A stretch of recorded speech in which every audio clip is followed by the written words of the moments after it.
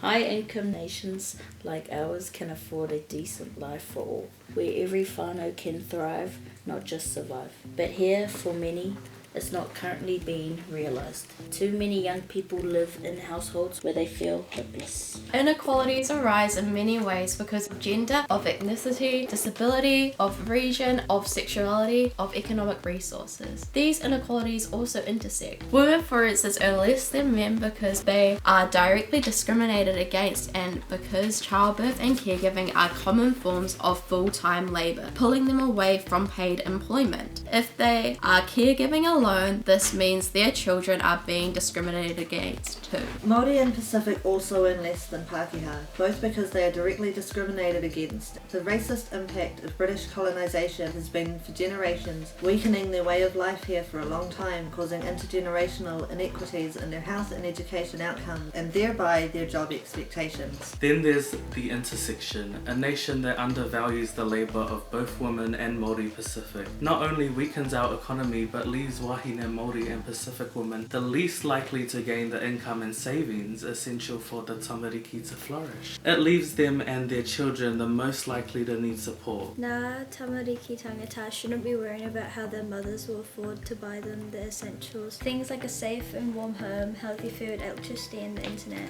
For decades, government has played a part in concentrating resources among those who are already doing well. There are policies that drive economic inequalities, and there are policies that limit the life chances of those who need the most support.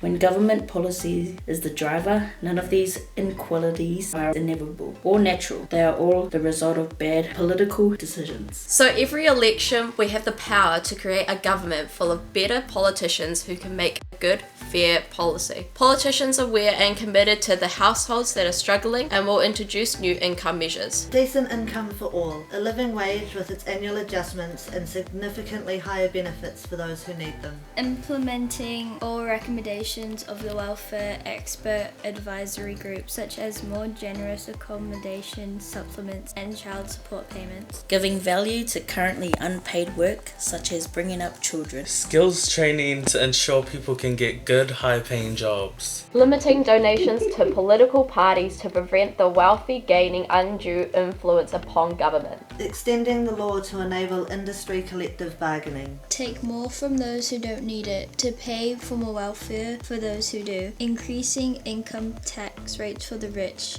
and or taxing wealth either annually and or when assets are sold.